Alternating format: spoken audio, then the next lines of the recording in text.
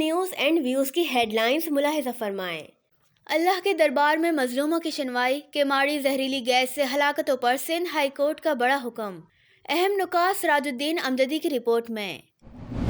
ڈرائب کی جانب سے فولک ایسڈ اور آئرن کی گولیاں غیر معیاری قرار، خرید و فروخت کی ممانعت۔ ادویہ ساز ادارے حکومتی پالیسی کے باعث بند ہونے لگے۔ ڈاؤ یونیورسٹی آف ہیلتھ سائنسز کے تحت یوم یکجہتی کشمیر کے موقع پر وائس چانسلر پروفیسر محمد سعید قریشی کی سربراہی میں ریلی، پروفیسر سہیل صبا و دیگر فیکلٹی ممبران کی ریلی میں شرکت، فوٹیج ملاحظہ فرمائیں۔ حکومت سندھ نے ہیلتھ کیئر کمیشن کے 7 نامزد ممبران کا نوٹیفیکیشن جاری کر دیا۔ پاکستان میڈیکل ایسوسی ایشن اور نیوٹریشن انٹرنیشنل کے مابین پاکستان کے عوام کی صحت اور غذائیت کی صورتحال پر باہمی یادداشت پر دستخط۔ پی ایم اے کے secretary general doctor Abdul Ghafoor Shoro, country director NI doctor Samina Raza نے دستخط کیے۔ سابق governor state bank doctor Ishrat Hussain نے فلاحی کھارادر جنرل ہسپتال کا دورہ کیا۔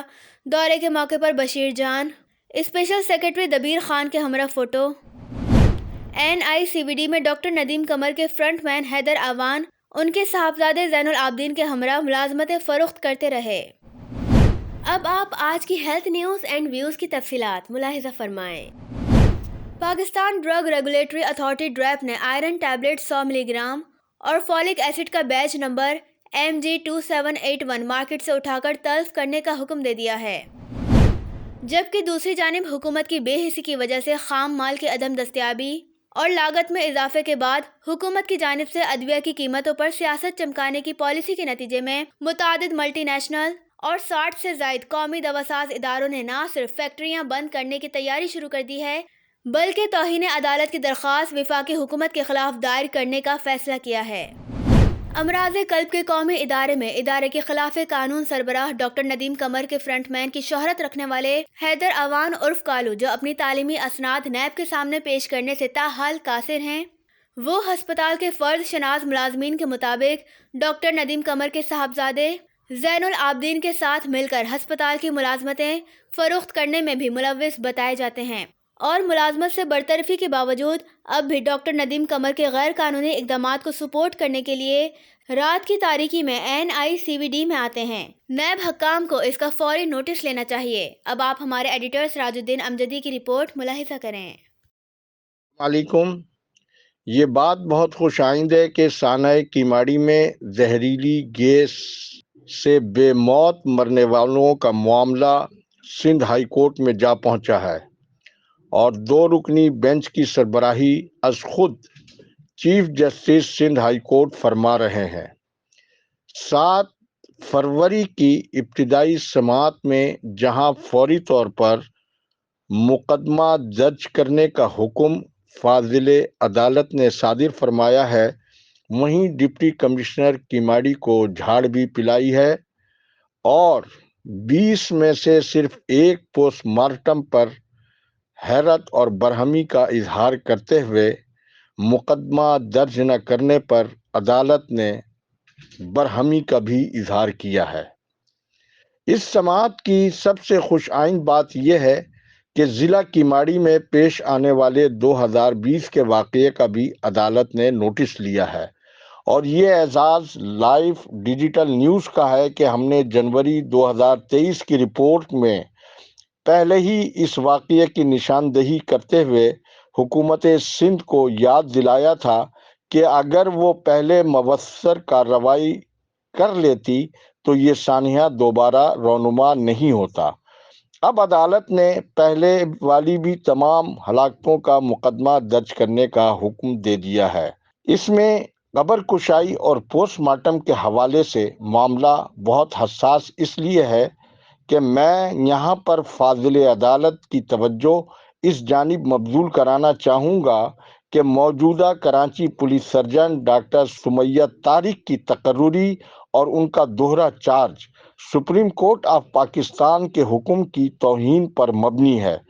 اس کا مختصر پس منظر یہ ہے کہ ڈاکٹر عامر لیاقت حسین سابق MNA کی موت کے وقت 20 گریڈ کے پولیس سرجن کو بغیر کسی وجہ کے پی سی ایس سیکریٹری صحت موجودہ سید ذوالفقار علی شاہ نے اپنے دفتر میں بلا کر اور انہیں دھمکا کر ان کے منصب سے انہیں ہٹایا اور گریڈ 19 کی A P S J P M C doctor Sumaiya Tariq, جو ملکہ رشوت کے نام سے میڈیکو لیگل میں اپنی ایک شہرت رکھتی ہیں، انہیں کراچی پولیس سرجن کا اضافی اور عارضی چارج دے دیا ہے اور وہ اضافی اور عارضی چارج کے ساتھ ہی مستقل کراچی پولیس سرجن والا ایکٹ انجوائے کر رہی ہیں۔ یہ اعلیٰ عدلیہ کے حکم کی صریح خلاف ورزی ہے اور سندھ ہائی کورٹ کا یہ فرض ہے کہ وہ سپریم کورٹ آف پاکستان کے فیصلے کی اس خلاف ورزی کا بھی فوری طور پر نوٹس لے۔ ڈاکٹر سمیہ طارق کے اس چارج کی وجہ سے اب تک میڈیکو لیگل ڈپارٹمنٹ سندھ میں میل اور فیمیل ایم ایل اوز نے میڈیکو لیگل ڈپارٹمنٹ چھوڑ دیا ہے۔ اس کا ریکارڈ بھی فاضل عدالت طلب کر سکتی ہے۔ اس سے اندازہ کیا جا سکتا ہے کہ ڈاکٹر سمیہ کتنی خطرناک ترین افسر ہیں کہ جو فرض شناس اور ایماندار افسر ہیں وہ ان کے ساتھ کام کرنے کے لیے تیار نہیں۔ ڈاکٹر سمیہ طارق کے پروڈیوسر صوبائی محکمہ صحت میں غیر قانونی طور پر تعینات ڈاکٹر سکندر میمن ہیں، جن کا کام آج سے نہیں برسوں سے کرپٹ ایم ایل اوز کی سرپرستی ہے۔ فاضل عدالت نے میرے اس موقف پر اگر مجھے طلب کیا تو میں عدالت میں اپنے اس موقف کو ثابت کرنے کے لیے تیار ہوں، اور جب بھی مجھے ڈاکٹر سکندر میمن کے حوالے سے اگر فاضل عدالت مجھے بلاتی ہے تو میں بہت خوشی کے ساتھ فاضل عدالت کی اس دعوت کو قبول کروں گا۔